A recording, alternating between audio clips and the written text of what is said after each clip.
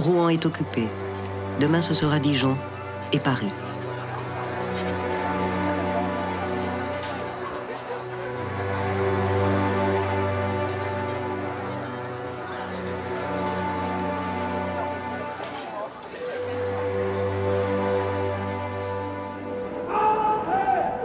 Paris est occupé. Tout le monde a arrêté le travail.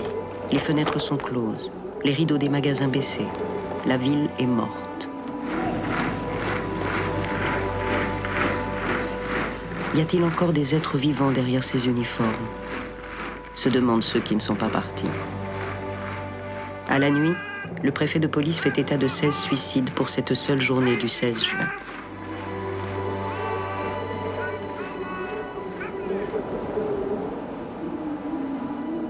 Pourquoi, avoua Hitler lors de sa visite à Paris, personne ne s'est battu pour défendre une telle beauté?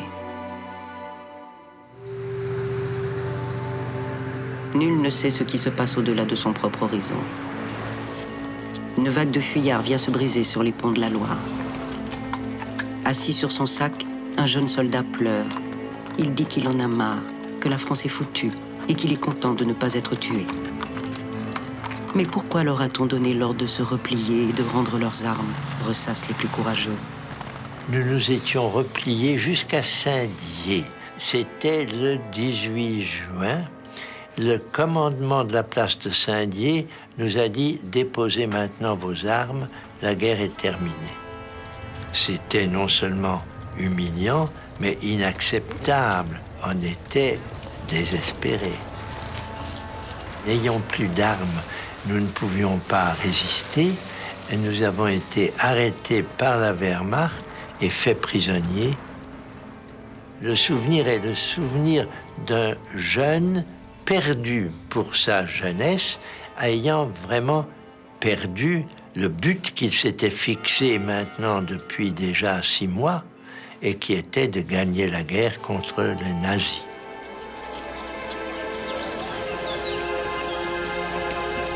Le lieutenant Hessel s'évade le lendemain de son arrestation.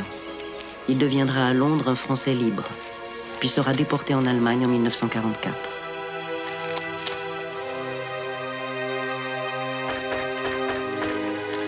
Une halte dans une ferme, ou un verre d'eau dans un bistrot, un poste de TSF allumé par hasard.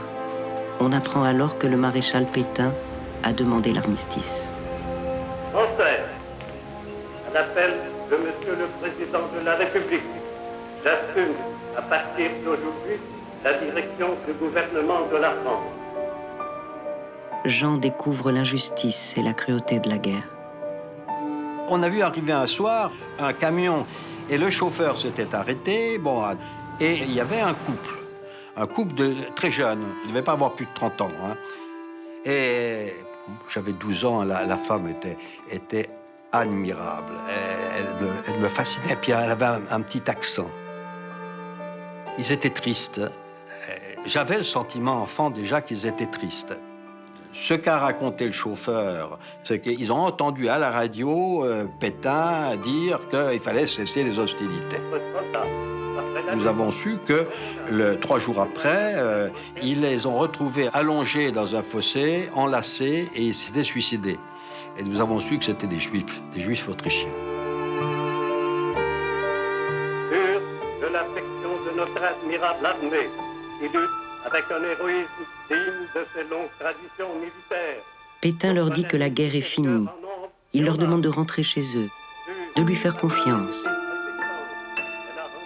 En attendant, le chagrin demeure. Les grandes personnes, elles pleuraient. Elles ont beaucoup pleuré. Et elles étaient effondrées. Ah oui, mes tantes pleuraient beaucoup. Elles ont même... Et on n'était pas habitués à voir des grandes personnes pleurer. Pour nous, la guerre, c'était quelque chose qu'on gagnait. On a cru que c'était comme l'armistice à la guerre de 1918.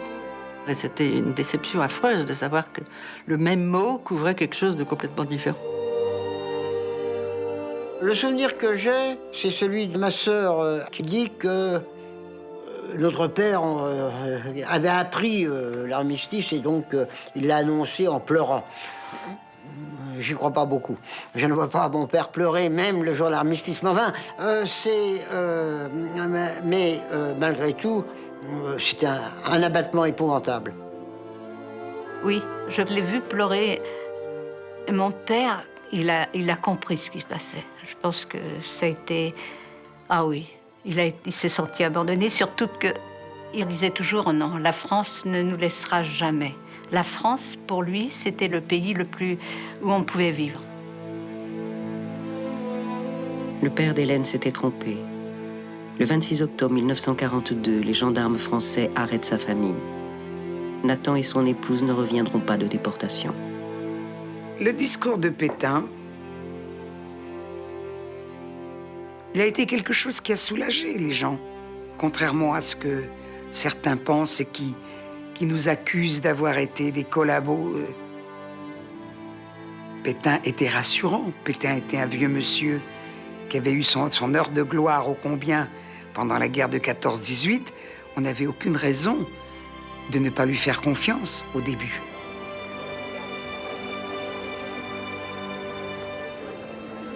Stupéfaction. On ne pensait pas que la guerre finirait comme ça. On pensait qu'il y aurait, disons, un retournement de situation, ou en tout cas des combats. On ne pensait pas que la guerre finirait comme ça. Mais pour les enfants, c'est l'illusion qu'à nouveau ils vont pouvoir manger des gâteaux tous les jours. Pour eux, l'exode a pris un tour ludique, comme un grand jeu, une aventure imprévisible. Et les Allemands passaient tous les matins, torse nu. Ils étaient superbes.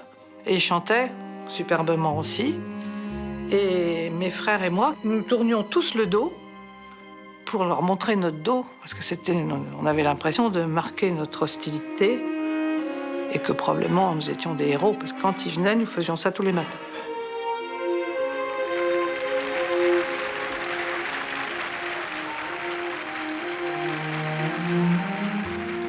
Dans les jours qui suivent, on assiste au grand retour. Pour beaucoup, c'était leurs premières vacances, loin de chez eux, dans une région inconnue. Ceux qui reviennent dans la capitale en ce début d'été 1940 découvrent Paris bilingue, Paris sous la botte, Paris sous la croix gammée. On est arrivé à Paris, à la gare Montparnasse, et alors on est sorti de la gare avec ma mère, et une impression de vide. Il y avait la rue de Rennes, vide, vide, vide. Il y avait du malheur dans l'air, vraiment, vraiment, vraiment, en arrivant à Paris. Commençait à se créer ce climat d'enfermement de l'occupation, vu à la hauteur de mes 10 ans, hein, de mes 11 ans. Mais ce sont des souvenirs qui marquent.